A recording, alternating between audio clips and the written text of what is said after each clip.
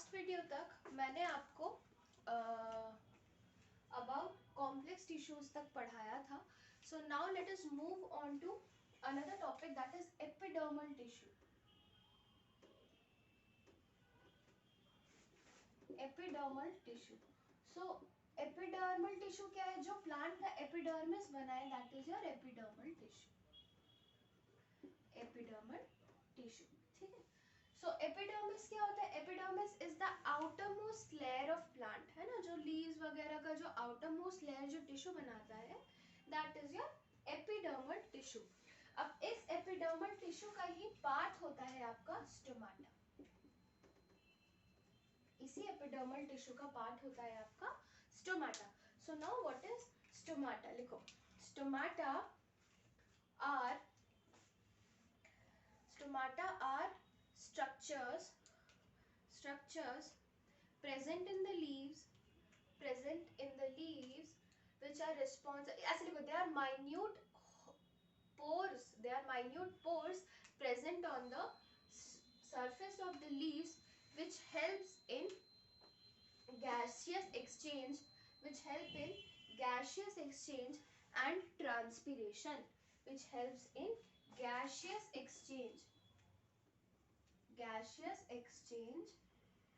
and transpiration. So that's it, है ना. तो ये स्टोमाटा का स्ट्रक्चर बना लेते हैं, है ना. तो stomata is composed of subsidiary cells and your guard cells. ठीक है.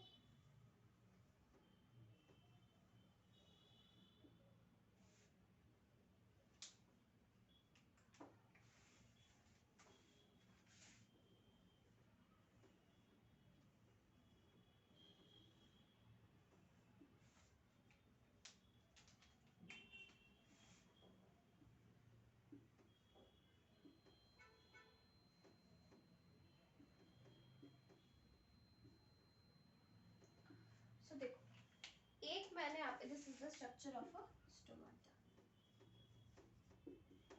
है ना. तो ये जो दो बीन शेप्ड या किडनी सेल्स का शेप बनाया है, those two are known as the guard cells. They are known as the guard cells. Let me write this.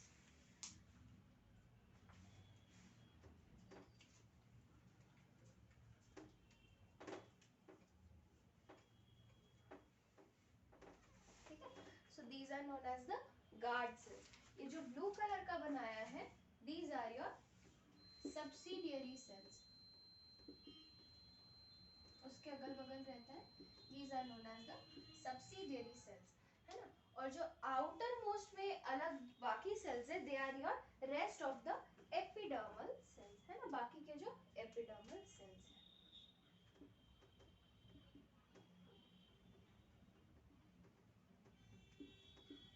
ठीक. अब देखो, ये जो गार्ड सेल होता है बीन शेप का, इसके बीचों बीच पोर जैसा स्ट्रक्चर बन रहा है ना. This is the main part of stomata which is your stoma, है ना. स्टोमा मतलब ओपनिंग, है ना. स्टोमा मतलब ओपनिंग. यहीं से आपका गैसियस एक्सचेंज होता है. ठीक है. सो गार्ड सेल्स का फंक्शन लिख लो. What are the function of guard cell? तो guard cell helps in opening and closing of stomata. Guard cells help in opening and closing of stomata. ये कैसे करते हैं? जो गार्ड सेल है, जब पानी काफी ज्यादा हो तो ये पानी एब्जॉर्ब करते हैं, स्वेल करते हैं तो ये पोर बड़ा हो जाता है, स्टोमाटा ओपन हो जाता है. उसी तरीके से क्लोज कैसा होता है? पानी का कॉन्सेंट्रेशन जैसे ही उनमें कम होता है तो ये सेल श्रिंक करता है. ये सेल जैसे ही श्रिंक करता है तो आपका पोर भी क्लोज हो जाता है. ठीक है. So this is the function of guard cell. Function of stomata पे आते हैं. दो फंक्शन है. एक तो गैसियस एक्सचेंज, है ना. गैसियस एक्सचेंज क्या? जब फोटोसिंथेसिस हो रहा है तो intake of carbon dioxide and release of oxygen. ठीक. और जब आपका रेस्पिरेशन हो रहा है ना, रात के टाइम पे जब फोटोसिंथेसिस नहीं होता है तब they plants take up oxygen and release carbon dioxide. ठीक है. सो ये आपका पहला फंक्शन हो गया स्टोमाटा का, that is the exchange of gases. दूसरा function is transpiration. So what is transpiration? Transpiration लिखो, it is the water loss, it is the loss of water vapour, it is the loss of water vapour. तो पानी को water vapour के form में lose करने को ही हम transpiration बोलते हैं।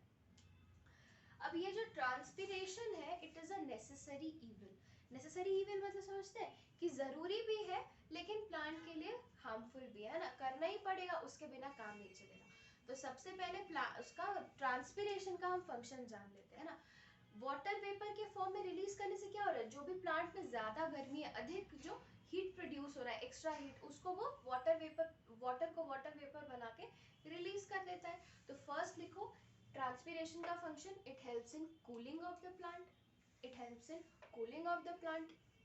दूसरा दूसरा ट्रांसपिरेशन का फंक्शन है कि जैसे ही वाटर वेपर आपका इवेपोरेट होता है ना, तो जाइलम वेसल से आपका जुड़ा रहता है स्टोमाटा, तो वाटर वेपर जैसे इवेपोरेट होगा तो आपका नेगेटिव प्रेशर क्रिएट होगा, है ना। आप सोचिए कि कोई भी चीज को अगर आप ऐसे ग्लास या कोई कटोरी अपने मुंह में लगा लो, उसमें से एयर खींचो तो क्या होगा, प्रेशर बनेगा, है ना। तो या जैसे आप स्ट्रॉ से कैसे पानी खींचते हैं, है ना, तो उसी तरीके से जब वाटर वेपर आपका ऊपर जाता है तो क्या होगा, वो कैपिलरीज में जो आपका जाइलम है उसमें नेगेटिव प्रेशर बिल्डअप होगा। नेगेटिव प्रेशर बिल्डअप होने की वजह से जो रूट्स आपका पानी के कांटेक्ट में है सॉइल में, पानी आपका नीचे से ऊपर रूट से लेकर के लीव्स तक चढ़ेगा ना, कुछ तो एक्स्ट्रा फोर्स होना चाहिए जिसके वजह से अगेंस्ट द ग्रेविटी आपका रूट से लेकर के लीव्स तक पानी जा सके, है ना। तो ट्रांसपिरेशन लिखो, it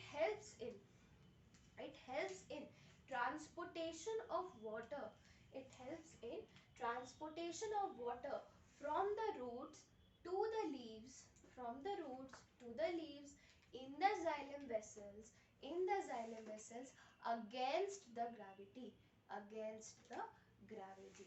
ठीक है, अब ये दोनों तो ट्रांसपिरेशन का फंक्शन हो गया। तो आप बोलिएगा मैम इसका लॉस क्या है। लॉस ये है कि फोटोसिंथेसिस के लिए वाटर चाहिए, लेकिन ट्रांसपिरेशन की वजह से 99% ऑफ वाटर इज लॉस्ट। जो भी प्लांट्स रूट के थ्रू पानी एब्जॉर्ब करता है उसका 99% इज रिलीज थ्रू ट्रांसपिरेशन, है ना। फोटोसिंथेसिस के लिए सिर्फ कितना वाटर यूज हो पाता है, ओनली 1%, ओनली 1%। ठीक है, so this is all about stomata and transpiration. Let us move on to classification of animal tissues. Let us move on to classification of animal tissues. ठीक है,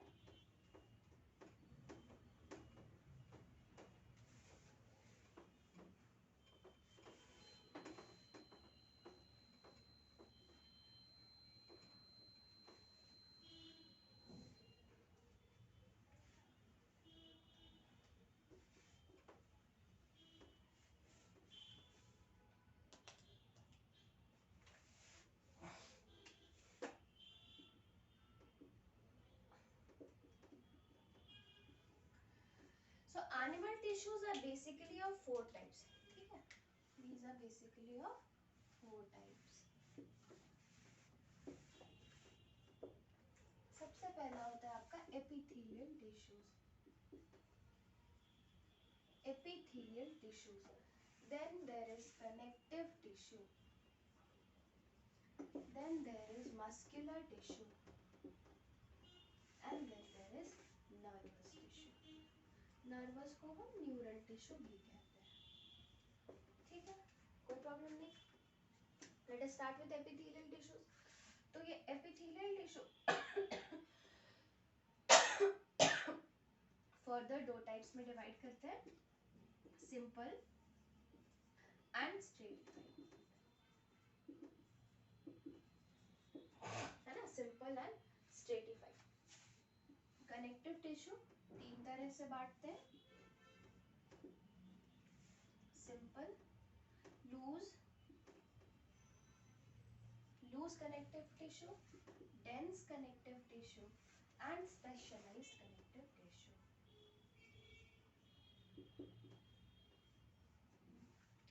ठीक है, मस्कुलर टिश्यू हमारा तीन तरह का होता है, smooth muscles,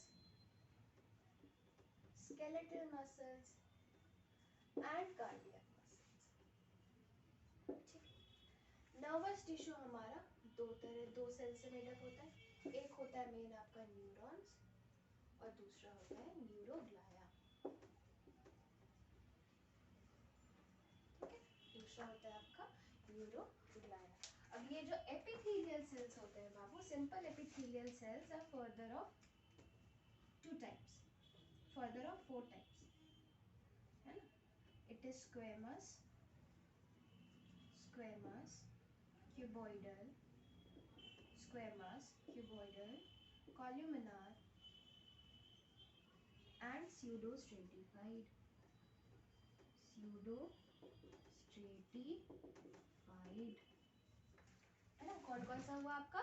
simple, simple epithelial tissue 4 तरह का हुआ, squamous, simple squamous epithelial tissue, cuboidal epithelial tissue, columnar epithelial tissue and pseudostratified epithelial tissue. अब ये जो स्ट्रेटिफाइड होता है, दिस इज ऑफ स्ट्रेटिफाइड, हम यहाँ पे लिख दे रहे हैं, okay. Stratified tissue is of 2 types, keratinised, आप अपने कॉपी में नीचे लिखेगा, यहाँ जगह नहीं है इसलिए लिख रहा है ना, केराटिनाइज्ड,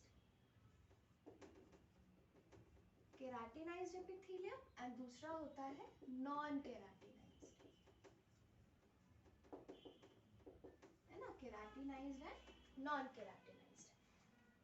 ठीक है, लूज और डेंस हो गए। लूज में आपका आता है फिर areolar tissue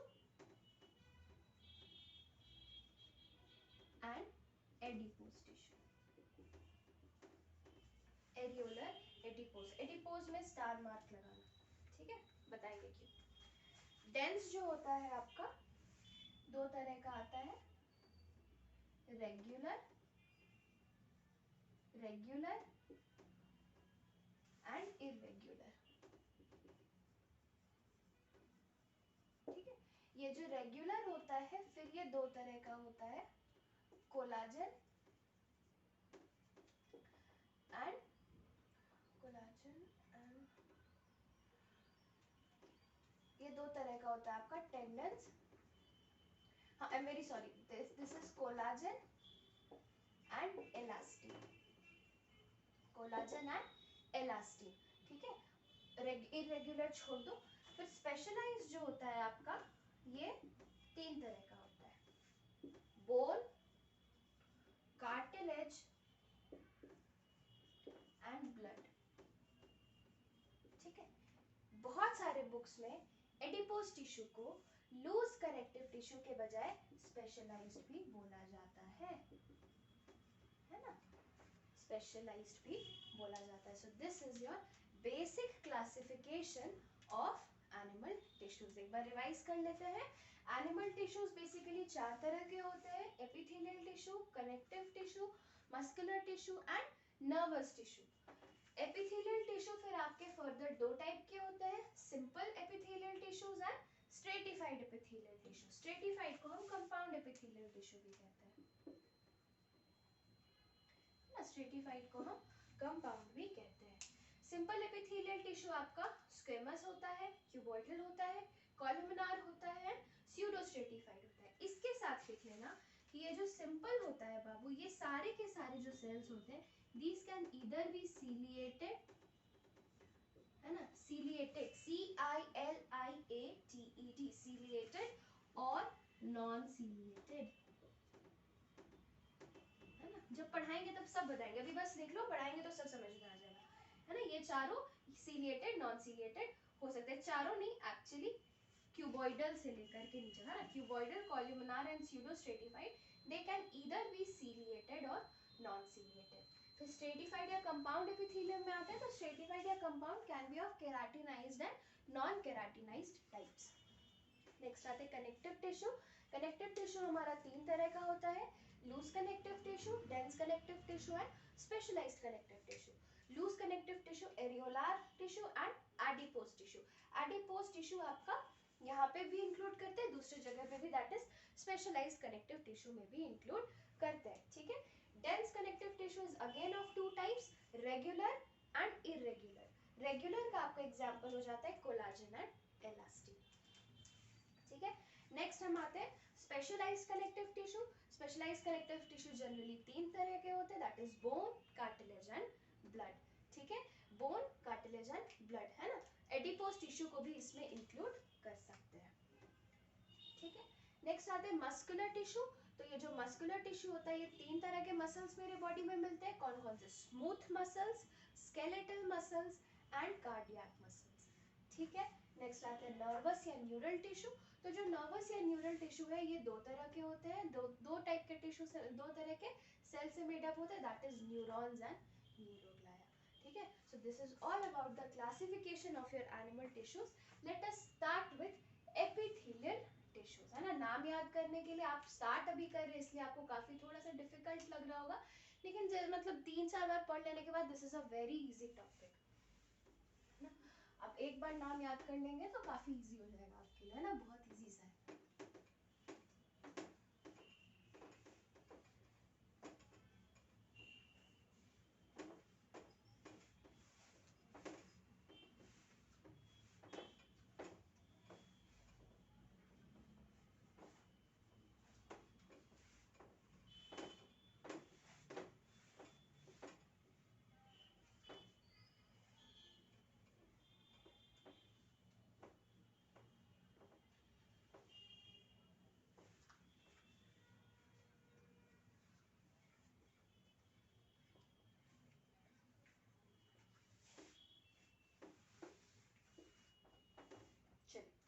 So let us start with epithelial tissues.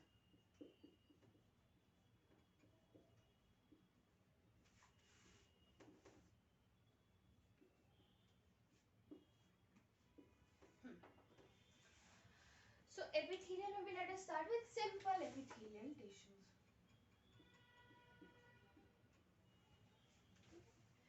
तो सिंपल एपिथेलियल टिश्यू में सबसे पहले आता है स्क्वेमस टिश्यू, है ना। सबसे first is squamous. So squamous आपका नाम से आता है because it is square like, है ना, स्क्वायर लाइक होता है। और इसको स्क्वेमस एपिथेलियम को हम पेवमेंट एपिथेलियम भी कहते हैं। We call it as pavement epithelium, pavement epithelium, ठीक है। पेवमेंट एपिथेलियम क्यों बोलते हैं? पेवमेंट देखा है, पेवमेंट समझते हैं, जो रोड पे चलने के लिए साइड वॉक्स बना रहता है ना, उसको पेवमेंट बोलते हैं, जहाँ पे भी टाइल्स आपका वगैरह या कुछ भी लगा रहे, that particular floor is known as pavement. तो पेवमेंट में आपका सेल्स कैसे बनता है? ऐसे पैक कर कर बनता है ना। तो जैसे आपका घर में अगर टाइल्स लगा होगा तो that is a type of pavement. तो ये स्क्वेमस टिश्यू भी ना इसी तरह से एकदम पैक्ड रहता है ना, कुछ इस तरीके से, देखो एकदम ऐसे पैकिंग का काम करते हैं। एंड दे आर फ्लैटेंड, है ना, फ्लैट सेल्स होते हैं, इस तरह से पैकिंग का काम करते हैं। And they are flat cells, है ना, ऐसे ऊपर नीचे से फ्लैटेंड होते हैं, ऐसे लंबे लंबे बड़े बड़े सेल्स होते हैं। So they are known as pavement epithelium. हमारे बॉडी में भी ये लाइनिंग का काम करते हैं, ठीक है।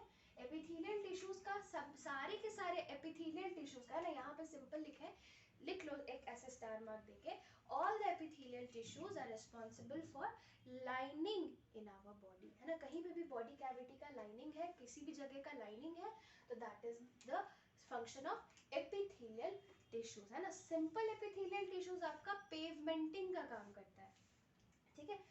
तो सबसे पहले लिखो, इसका स्ट्रक्चर लिखो, these are flattened cells, these are flattened cells, है ना। these may be square in shape, sort of square in shape, इसलिए इसको हम स्क्वेमस एपिथेलियम कहते हैं। इनका जो न्यूक्लियस होता है, इनका जो न्यूक्लियस होता है that is round and flattened. इनका न्यूक्लियस भी क्या होता है? सेल के बीचों बीच रहता है, राउंड रहता है एंड फ्लैटेंड रहता है। तो nucleus is also round, round मत लिखो, एक्चुअली दे आर सर्कुलर, है ना, they are circular, flattened, circular, flattened and centrally placed, centrally placed, बीचों बीच, सेल के बीचों बीच प्लेस्ड रहते हैं, ठीक है।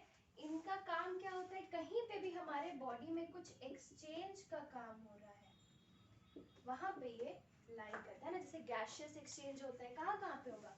एल्वियोलाई में होता है, एल्वियोलाई में होता है, कैपिलरीज में होता है,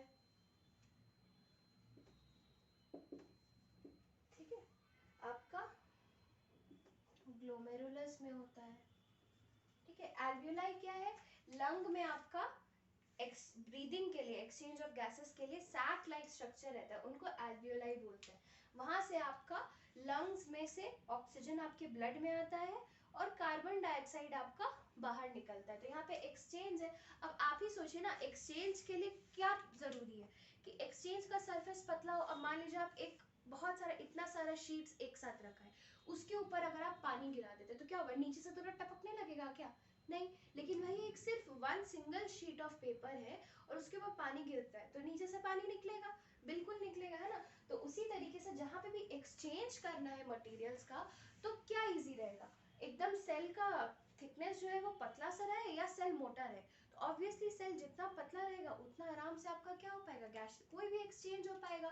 तो इसलिए जहां पे भी सेल्स में एक्सचेंज का काम होता है बॉडी में, वहां पे आपका स्क्वेमस एपिथेलियल टिश्यू लाइन करता है, ठीक है। तो इसका एग्जांपल क्या क्या हो गया, पहला हो गया आपका एल्वियोलाई, ये लंग्स में होता है, यहाँ पे गैसेस एक्सचेंज होता है।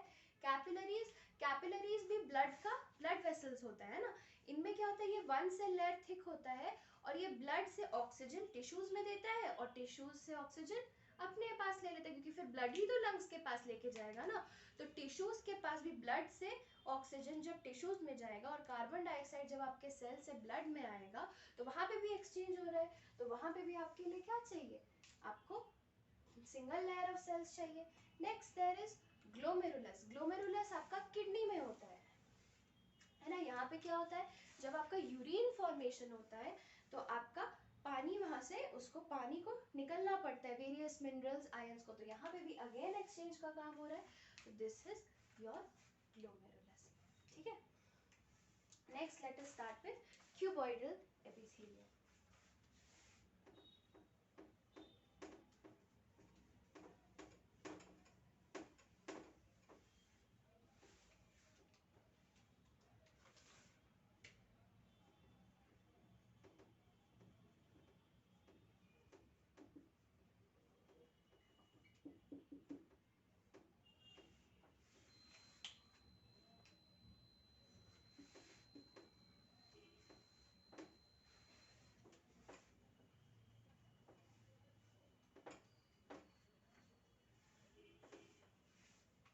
चलिए, तो क्यूबॉइडल एपिथेलियम जो रहता है वो आपका, ओ अच्छा, एक चीज मैं बताना भूल गई, क्यूबॉइडल एपिथेलियम नेक्स्ट वीडियो में बताएंगे।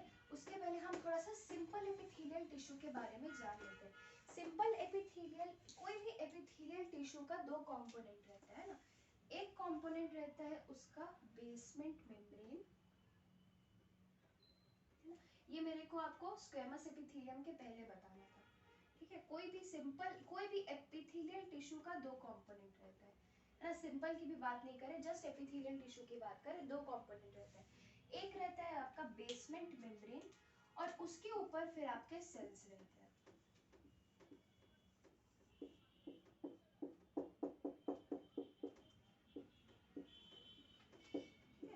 उसके ऊपर आपके सेल्स रहते हैं।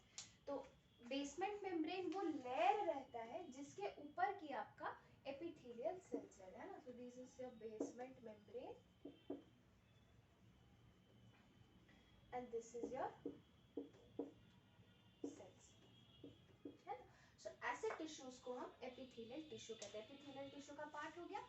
अब सिंपल एपिथेलियल टिश्यू जो होता है उसमें all the cells they touch the basement membrane, जितने भी सेल्स है ना, सेल्स आपके सिंगल लेयर के होंगे। सिंपल एपिथेलियल टिश्यू हेडिंग डालो, है ना, the cells will be of a single layer, एक सिंगल लेयर में होंगे and all the cells will be in contact with the basement membrane.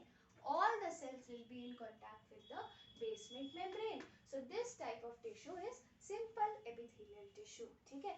Complex epithelial या कंपाउंड एपिथेलियल या स्ट्रेटिफाइड एपिथेलियल टिश्यू में क्या होता है, ये सब सेम नेम है ना। उसमें क्या होता है कि उसमें आपके सारे सेल्स बेसमेंट मेम्ब्रेन के कांटेक्ट में नहीं रहते हैं, है ना। तो सबसे पहली बात लिखो, the cells are present in many layers, है ना, the cells are present in many layers, है ना। जहाँ सिंपल एपिथेलियल टिश्यू आपका सिंगल लेयर ऑफ सेल्स था, वहां आपका कॉम्प्लेक्स एपिथेलियम, स्ट्रेटिफाइड एपिथेलियम आपका मेनी लेयर्स में होगा। स्ट्रैटिफिकेशन समझते हैं? स्ट्रैटिफिकेशन, स्ट्रैटिफिकेशन मतलब अलग अलग स्ट्राटा या लेयर में बांटना है ना, स्ट्राटा मतलब लेयर। तो इसलिए स्ट्रेटिफाइड इसका नाम ही इसलिए पड़ा क्योंकि इसमें बहुत सारे लेयर्स ऑफ सेल रहते हैं, ठीक है। और इसमें obviously not all the cells are in contact with the basement membrane. जो सबसे नीचे वाला लेयर होगा सिर्फ वही बेसमेंट मेम्ब्रेन के कांटेक्ट में होगा, बाकी ऊपर का आपका नहीं होगा, ठीक है। So this is your stratified epithelium, है ना। तो सिंपल एपिथेलियल टिश्यूज में जो स्क्वेमस, क्यूबॉइडल, कॉलमनार और स्यूडोस्ट्रेटिफाइड मैंने बताया, सब का सब they will all B of single layer and आपका ये क्या होगा, सबके सब सेल्स आपका बेसमेंट मेम्ब्रेन के कांटेक्ट में रहेंगे। और स्ट्रेटिफाइड में क्या होगा, मल्टी लेयर्ड होंगे सेल्स और आपका बेसमेंट मेम्ब्रेन के कांटेक्ट में सिर्फ नीचे वाला लेयर ऑफ सेल्स रहेगा। सो इस वीडियो को यही खत्म करते हैं। नेक्स्ट वीडियो में हम आपको स्क्वेमस और उस स्क्वेमस तो बता दिया, क्यूबॉइडल एंड ये सब एपिथेलियम के बारे में बताएंगे।